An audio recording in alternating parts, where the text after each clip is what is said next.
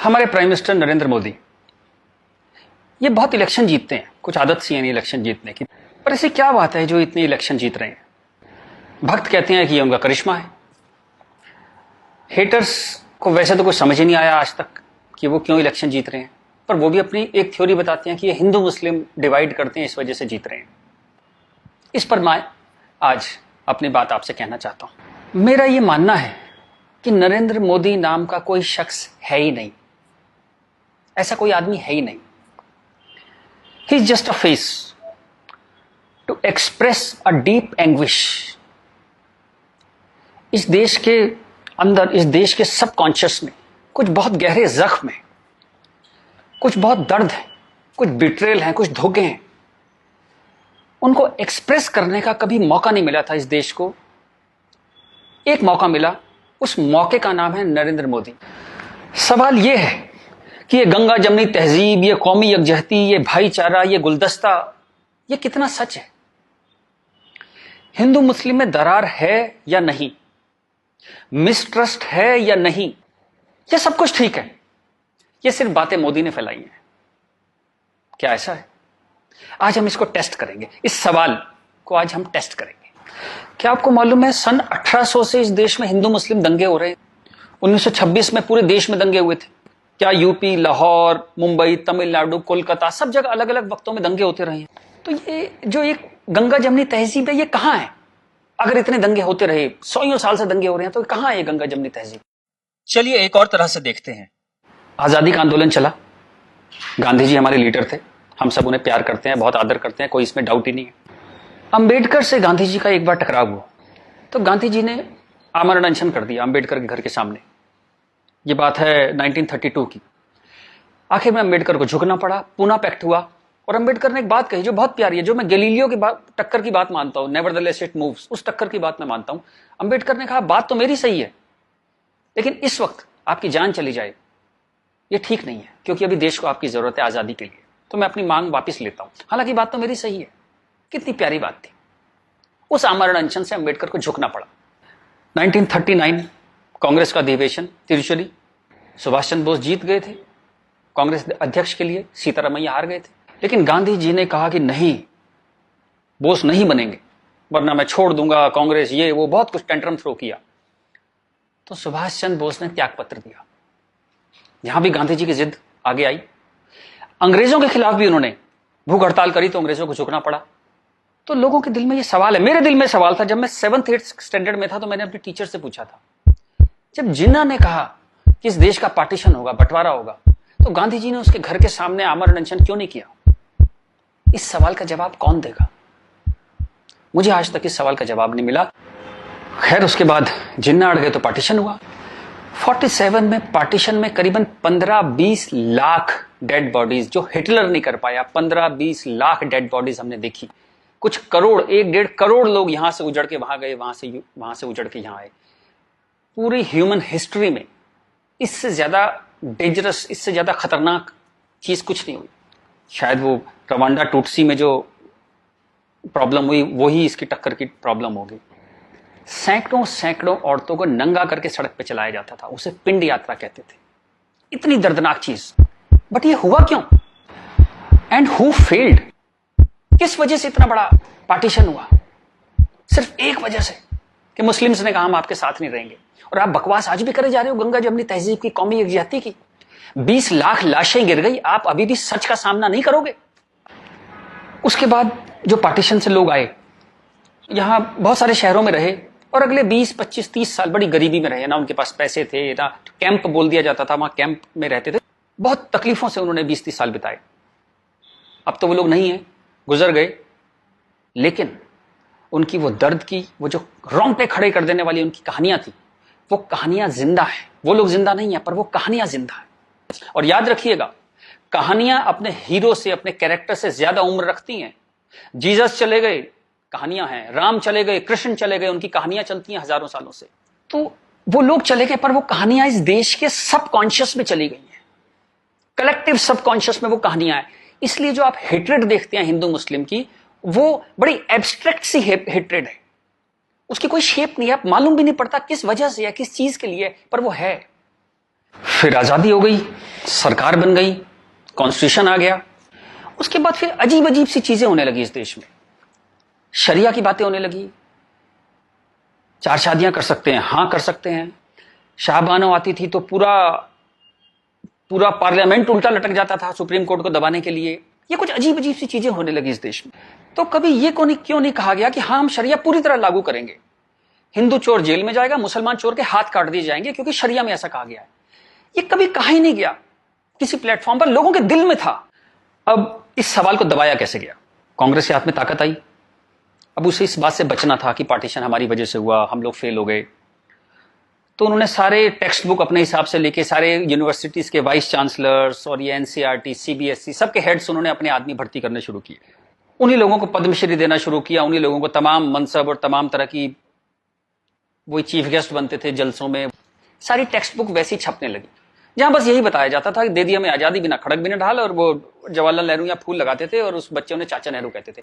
Licence राज था, सारा press उन्होंने कंट्रोल किया, और खुद वो बड़े मजे से रोजा इफ्तार की पार्टियों में जाते थे। वो पार्टियां जहां ये बताया जाता था कि कोई मिसट्रस्ट नहीं है इन दोनों कौमों के बीच में, बढ़िया दावतें खा रहे थे, रोजा इफ्तार कर रहे थे। कांग्रेस बिकेम अ मछली मार पार्टी। उन्होंने मुस्लिम वोटों की फिशिंग स्टार्ट कर दी, यहां से फिशिंग स्टार्ट हुई। और अगेन वही बात, कैरेट, एक बार जब बात समझ में आ गई तो फिर जितने नए नए लीडर आने लगे, लालू, मुलायम and so on, Mamata Banerjee, सब वही फिशिंग में लग गए। मैं एक बड़ा इंटरेस्टिंग एक अपना परसेप्शन देना चाहता हूं आपको। ब्रिटिशर्स जो 47 में इंडिया छोड़ के चले गए, मान लीजिए आजादी के बाद वो यहीं रह जाते, मान लीजिए जैसे साउथ अफ्रीका में हुआ।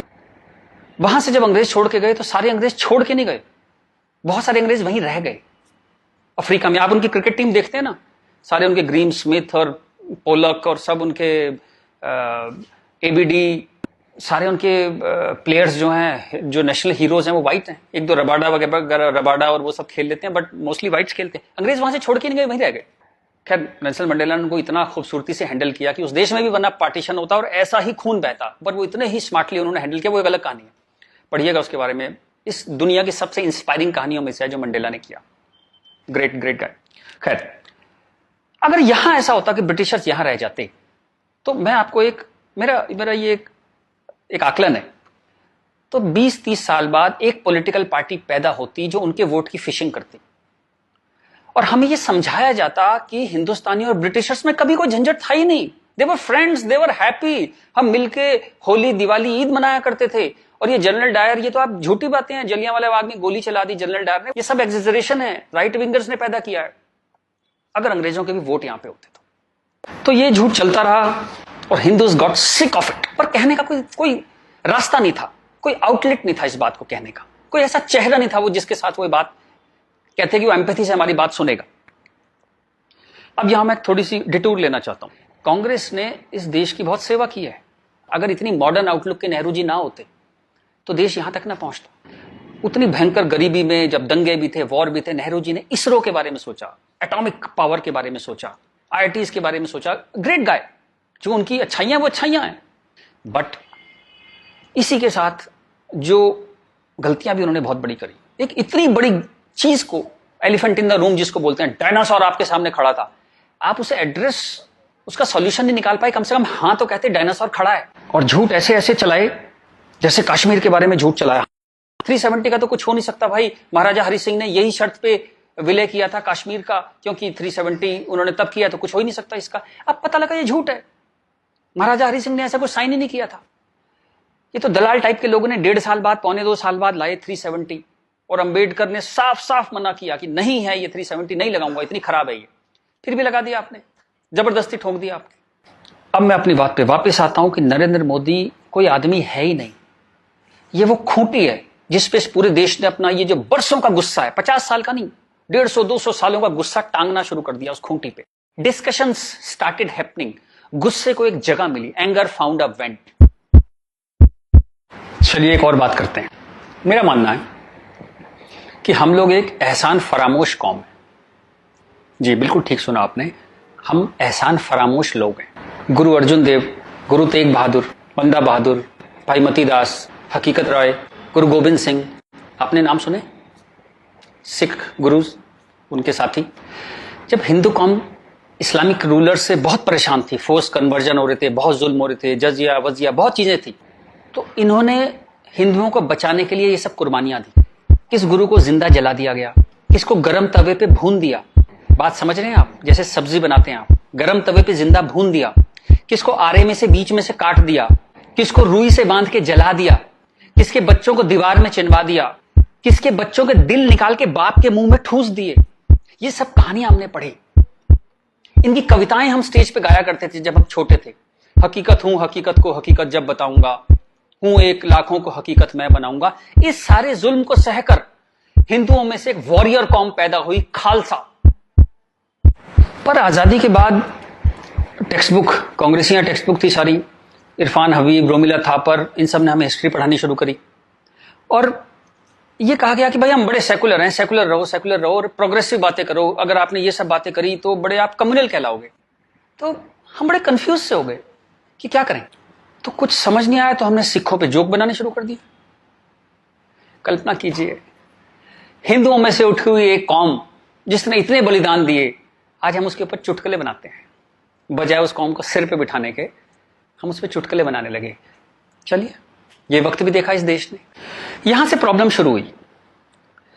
जिन मुस्लिम रूलर्स के हाथों, जिससे पूरे लंबे वक्त में वो जो हमने तकलीफें सही, जैसे ब्रिटिशर्स के हाथों सही, ब्रिटिशर्स चले गए, उन मुस्लिम लोगों के हाथों जो हमने इतनी तकलीफें सही, उनको आजादी के बाद हम कुछ एड्रेस ही नहीं कर पाए और कंफ्यूज हो गए कि ये सब जुल्म हुए भी थे या नहीं थे। ये गुरुओं ने जो इतनी बलिदान दिए थे, जो इतने सैकड़ों सालों से ये जो गुरुद्वारे बने हुए हैं, ये सच्चे हैं कि नहीं है, या ये मोदी ने बना दिए जाके चुप चुप के 200-300 साल पहले मोदी ने बना दिए। अंदर ही अंदर एक कैंसर है, इस गुस्से का एक कैंसर है जो इस देश को खाए जा रहा था कई सौ साल से। वो कैंसर पार्टीशन में दिखाई दिया। आपके 2 हाथ काटने पड़े, एक भारत, एक पाकिस्तान बन गया, एक बांग्लादेश बन गया, 2 हाथ कट गए आपके अंदर इतना बड़ा कैंसर था। लेकिन आप क्या करते हैं? आप लिपस्टिक लगाते हैं, पाउडर लिपस्टिक लगा के आप कहते हैं भाई everything is well, all is well. चलिए, इस प्रॉब्लम को एक और तरह से देखते हैं। तो ये भारत, पाकिस्तान, बांग्लादेश तीनों को मिला दें तो करीबन 50 करोड़ मुस्लिम लोग हैं यहाँ पे रहते हैं। ये कहां से आए? इतने मुस्लिम तो अरब में भी नहीं है, मिडिल ईस्ट में इतने मुस्लिम नहीं है। इस देश में पारसी भी आए, बुद्ध हैं, राजपूत हैं, सिख हैं, बहुत कौम है, ये क्यों नहीं हो गए 50 करोड़? इस क्वेश्चन का क्या आंसर है?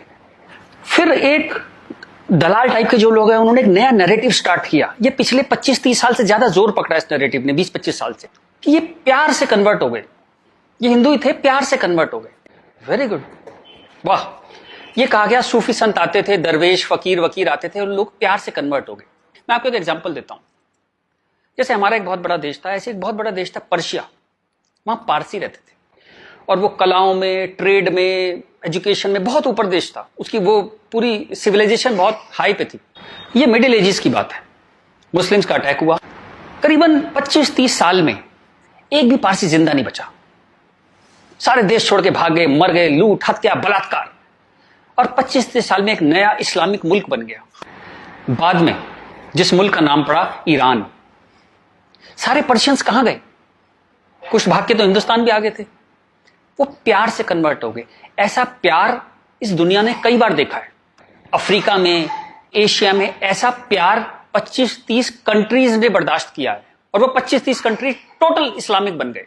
और लेटेस्ट कश्मीर, जब वहां से 3 लाख 4 लाख हिंदू भगाए गए तो वो प्यार से भागे वहां से और पूरा कश्मीर इस्लामिक हो गया। Make no mistake, it's a caliphate. जो बगदादी करता है खलीफा जो अपना साम्राज्य बनाता है जहां सिर्फ मुस्लिम होते हैं और अगर गैर मुस्लिम है तो उन्हें डिम्मी बन के रहना पड़ेगा, खत्म होकर रहना पड़ेगा। वो कैलिफेट है इस्लाम की। इस वक्त कश्मीर में, हिंदुस्तान में कैलिफेट है। 1921 में मालाबार में दंगा हुआ था, वहां भी कैलिफेट बनाने की कोशिश की गई थी। कुछ 50,000 या 1 लाख हिंदुओं को बाहर निकाल दिया था वहां से, फोर्स्ड कन्वर्जन किया था। तो तब नहीं बना पाए, लेकिन आज कश्मीर में कैलिफेट है, ध्यान रखिएगा। ये आपकी गुलदस्ता और कश्मीरियत, जमहूरियत, इंसानियत सबके बीच में एक कैलिफेट बन गई। लेकिन आप कहते हैं कुछ हुआ ही नहीं है। और जब ये 3-4 लाख हिंदू वहां से भगाए गए 1 महीने के अंदर, तब कॉन्स्टिट्यूशन सो रहा था, इंटेलेक्चुअल सेमिनार कर रहे थे, गंगा जमनी तहजीब पे सेमिनार कर रहे थे और इस तरह की तमाम रोजा इफ्तार की दावतें चल रही थी। Happy, everybody was happy. और जो पूरी तरह इस्लामिक नहीं बना, उसके टुकड़े हुए, जैसे हिंदुस्तान के टुकड़े हुए, सूडान के टुकड़े हुए और आपकी और हमारी जिंदगी में, हमारे लाइफ टाइम में स्वीडन के टुकड़े होंगे। आज से 15-20 साल के अंदर स्वीडन टूट जाएगा। ये एक प्रोसेस है जो पूरी दुनिया में चल रहा है। आप या तो बहुत भोले हैं, देखते ही नहीं, या आप इतने मूर्ख हैं कि दुनिया में क्या हो रहा है आपने कभी देखा ही नहीं, या आप झूठे हैं, या आप दलाल हैं। अगर आप इस पूरे प्रोसेस को मना करते हैं कि नहीं नहीं ऐसा कुछ नहीं था, यहां तो बड़ी गंगा जमनी तहजीब थी, आप इन सब में से एक हैं, या हो सकता है सब कुछ हो। चलिए मैं आपके साथ एक एक्सरसाइज करता हूं। आपके एक दादा होंगे, एक दादा परिवार है, दादा, चाचा, ताऊ, बुआ, फूफा, उधर के उनके बच्चे, सब एक पूरी फैमिली ट्री वो है, एक नाना की तरफ से है, तो एक आदमी करीबन ऐसे 10-15 परिवार उसके आसपास होते हैं। इसके बाद आप कॉलेज, आपका कॉलेज, स्कूल कॉलेज, जहां 50-100 स्टूडेंट हैं, जिसमें कुछ दोस्त हैं जो आपके साथ ट्रेवल करते हैं जिंदगी भर। फिर आपका मोहल्ला, आपकी कॉलोनी, वहां भी आप 10-20 परिवारों को जानते हैं। यूं कहें एक आदमी मोटा मोटा 700-800 1000 लोगों की खबर उसको होती है, डायरेक्ट खबर, चाहे मिले ना कि कोई बहुत दूर रहता है, लेकिन हाँ पता लगता है उसकी शादी हो गई, उसके बच्चा हो गया, डेथ हो गई, कुछ बहुत अच्छा हो गया, बहुत बुरा हो गया, खबर आ जाती है कहीं ना कहीं से। अब मैं आपसे एक्सरसाइज करता हूं, पिछले 20, 30, 50 साल में ये इन 1000 लोगों में से कितने लोग मुस्लिम बने, कितने लोग कन्वर्ट हुए? आंसर मिलेगा 0। क्या हुआ? सारे सूफी, दरवेश, फकीर रिटायर हो गए, आईपीएल देखने चले गए, इस्लाम की कशिश खत्म हो गई। दोस्त, जब तक गर्दन पे तलवार ना हो ना, कोई कन्वर्जन नहीं होता, या बहुत सारे पैसे ना हो, कोई कन्वर्जन नहीं होता। उसके बाद पार्लियामेंट पे अटैक हुआ, इस देश की पार्लियामेंट पे अटैक हुआ, और उसमें शामिल अफजल गुरु, उसके सम्मान में, उसके समर्थन में लोग खड़े हैं, हजारों हजारों लोग मुसलमान खड़े हैं, और हमने तब भी कुछ नहीं कहा, इस देश में हाहाकार नहीं हुआ। मुंबई में कुछ साल पहले आजाद मैदान में एक रैली हुई, किस लिए हुई? रोहिंग्याओं के समर्थन में। आपका क्या लेने देना है रोहिंग्याओं के समर्थन में? और रैली के आखिर में क्या हुआ? जो शहीदों के लिए स्मारक बना है, फौजियों के लिए, शहीदों के लिए जो स्मारक बना है, उसको जूते मार मार के तोड़ दिया। इतनी नफरत आपके मन में इस देश के लिए, और कोई कुछ कहता ही नहीं, कोई कुछ कह ही नहीं पा रहा था। ये चल रहा था इस देश में। तो ये जो एक हेट है, ये इन दोनों कौमों में रही, और वो एक हेट, वो एक नफरत जो थी, वो कभी, it never became a past history, distant history, कभी नहीं हुआ, वो रोज रहा। कभी वो अफजल गुरु के रूप में आ गई, कभी वो क्रिकेट मैच के रूप में आ गई, कभी कश्मीर, कभी आजाद मैदान, वो हमेशा कभी ना कभी उसके न्यू एडिशंस आते रहते थे। एक और एक्सरसाइज करते हैं। आप मोटरसाइकिल चलाते हैं, कार चलाते हैं, साइकिल, स्कूटर कुछ चलाते होंगे। जब भी आप सड़क में जाते हैं तो थोड़ा संभल के चलते हैं, लेकिन आपके शहर के जो मुस्लिम एरिया है, जब उसमें आप जाते हैं तो कुछ एक्स्ट्रा संभल के चलते हैं कि नहीं? एक्स्ट्रा संभल के, कि अगर यहां लग गई तो एक्स्ट्रा पिटाई होगी।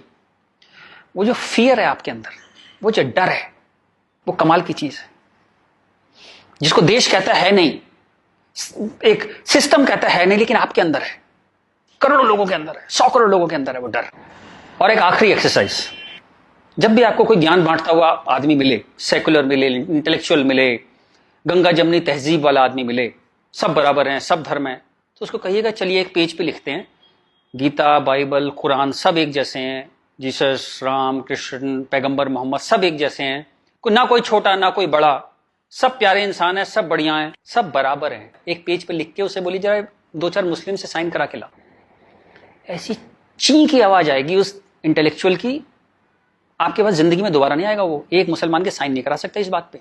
ये सारा ड्रामा हमारे लिए है। ये तो जहां से मैंने बात शुरू करी थी कि ये जो गुस्सा है, ये कई 100 साल का गुस्सा है, जिसको वेंट नहीं मिला, कभी निकलने की जगह नहीं मिली। और ये जो बार बार दंगे होते हैं ना, ये उसकी EMI है। And coming back to the point, Modi कोई आदमी है ही नहीं, मोदी वो मौका है, और वो गारंटी है कि इस बार जब शाहबानो पार्लियामेंट में आएगी कि हलाला हो गया, कि 4 विवाह हो गया, कुछ हो गया, इस बार पार्लियामेंट ब्लैकमेल नहीं होगी। वो एक शख्स नहीं है, वो एक इमोशनल बाम है, एक इमोशनल मलहम है, जिसकी इस देश को कई 100 साल से जरूरत थी। और अगर आप सोचते हैं कि एक आदमी क्या कर सकता है, तो दोस्त, कैसे आकाश में सुराख नहीं हो सकता, एक पत्थर तो तबीयत से उछालो यारों।